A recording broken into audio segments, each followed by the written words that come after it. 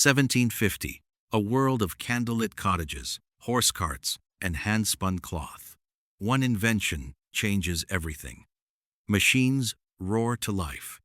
Cities explode from villages. Billionaires rise from blacksmiths, but rivers turn black.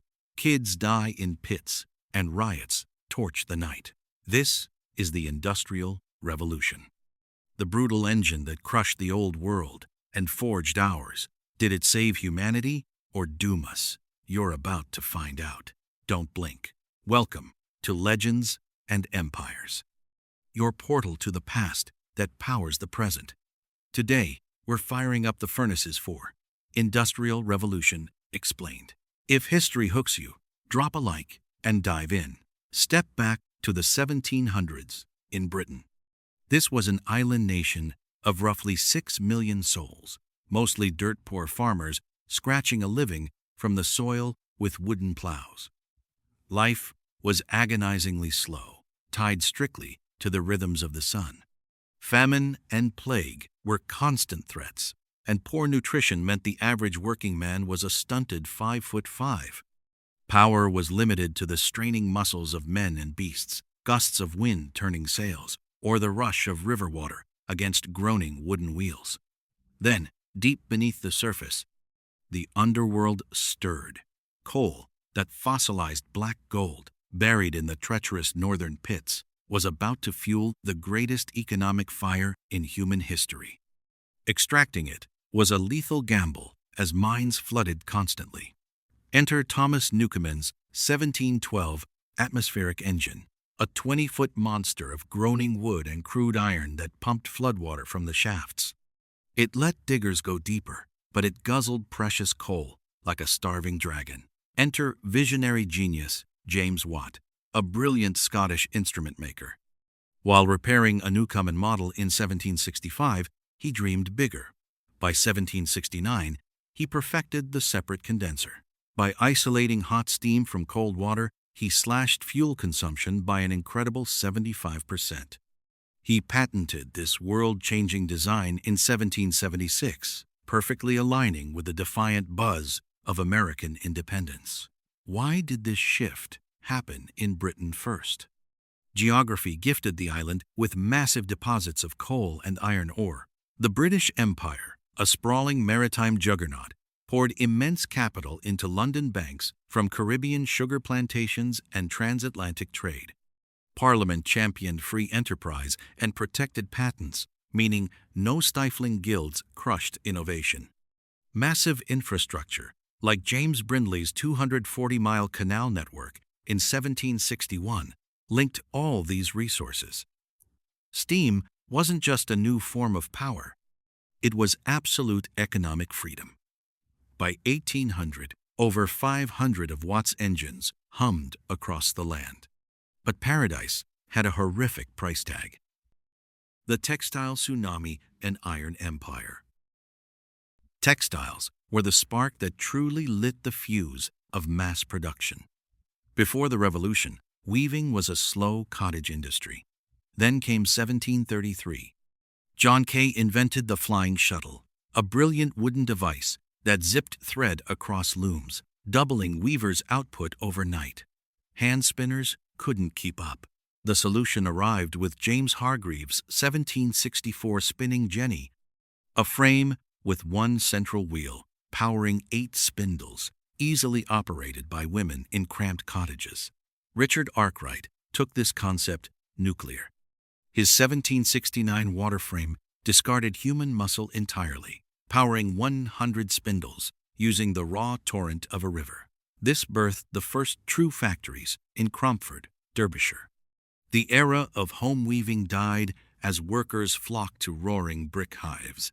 Samuel Crompton combined the best of both with his 1779 spinning mule, a mechanical leviathan driving 2,000 spindles by the 1820s. The fuel for this explosion was built on brutality, slave-picked cotton from America's deep south. Driven by Eli Whitney's cotton gin, production skyrocketed to 3 million bales yearly by 1860.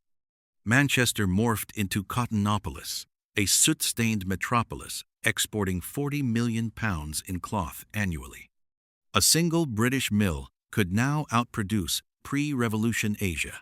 Transport had to be turbocharged. George Stephenson built the Stockton-Darlington line in 1825, the first public steam railway, hauling coal at 15 miles per hour. His locomotive, the Rocket, dominated the Rainhill trials in 1829, hitting a blistering 29 miles per hour. Railways mushroomed from 98 miles in 1835 to 15,000 miles by 1855. London to Liverpool was slashed from days to 11 hours. Steel and iron surged alongside the rails. Henry Court's 1784 puddling process let workers melt pig iron into malleable bars, jumping production 20-fold. Abraham Darby III's 1779 iron bridge became the glowing icon of the age. Britain literally ruled the world economy, producing 25% of all global manufacturing by 1860. Hell on earth, the revolution's shadow. But what was innovation's dark twin? Systematic exploitation. The new factories were deafening, dangerous dungeons. In Lancashire textile mills, laborers were forced into agonizing 14-hour shifts in sweltering heat, breathing dust-choked air. Women were hired for half a man's wages, children for a pittance because tiny hands could reach into jamming gears.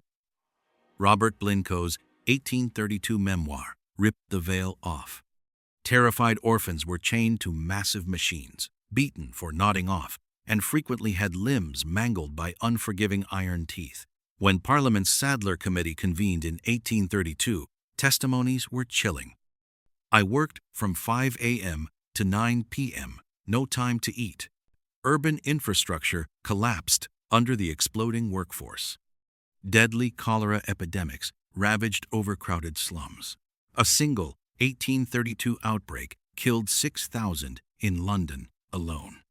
England's population skyrocketed from 8.3 million in 1801 to 17 million by 1851. But slums festered. Manchester became infamous for back-to-backs, windowless hovels built over open sewers spreading dysentery. Even the air turned lethal. Pea soup fogs, born from millions of coal fires, blotted out the sun and caused 4,000 respiratory deaths in 1873 London alone. Driven to desperation, the Luddites revolted. Named for the mythical Ned Ludd, they smashed over 1,000 Nottingham weaving frames between 1811 and 1816. The government's response was brutal. Armed troops fired on protesters, and 17 men were hanged. The political boiling point culminated in the 1819 Peterloo Massacre, where cavalry left 600 peaceful protesters dead or wounded. Traditional artisans starved as machines undercut human skill. Real wages flatlined from 1790 to 1820, while factory barons built palaces. Slowly, reform crept in. The 1833 Factory Act banned employing children under 9, and the 1847 10 Hours Act capped the workday for women. But for generations caught in the gears, change was painfully slow. Echoes worldwide, the global forge. Despite Britain's desperate attempts to hoard technological supremacy, the monopoly cracked. The United States entered the fray when Samuel Slater memorized the blueprints of Arkwright's water frame and smuggled them across the Atlantic in 1790. Branded Slater the traitor in England, he became the father of the American Industrial Revolution. By 1860, New England's landscape of over 1,000 mills rivaled Manchester. The American continent was soon conquered by Cornelius Vanderbilt's railroad monopolies, and the skyline forged by Andrew Carnegie's steel empire. Europe rapidly ignited. Belgium capitalized on its Liège coalfields. France frantically laid railroads post-Napoleon. Driven by Otto von Bismarck's tariffs, Germany fueled industrial giants like Krupp, who manufactured the world's most terrifying cannons by 1870. Asia's turn came fast. Japan's 1868 Meiji Restoration ditched samurai isolationism, mimicking British factories. By 1905, their industrialized navy crushed Russia at Tsushima. Meanwhile, colonial India was systematically stripped of its industry, reduced to vast cotton fields to feed Britain. Then came the second wave, electricity. Thomas Edison's 1879 light bulb allowed factories to run 24/7.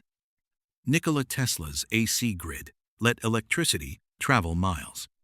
Henry Ford's 1913 moving assembly line created an economic miracle. A Model T rolled off every 93 minutes, plummeting the price to $260. Global wealth exploded. World per capita income doubled between 1820 and 1900, but workers refused to remain silent cogs. Unions organized bloody strikes, birthing the British Trade Union Congress in 1868 and the United States Knights of Labor. Women suffragettes linked their factory roles to their right to vote. The Industrial Revolution didn't just build machines, it birthed the muscle of modern democracy and laid the foundation for our wired world today. The Industrial Revolution. Spark of genius, forge of suffering, blueprint of tomorrow. It made us exactly who we are today. This completely changed the course of history. Loved this deep dive? Smash like, subscribe to Legends and Empires for weekly history epics, and ring the bell. Share with your crew. Thanks for watching.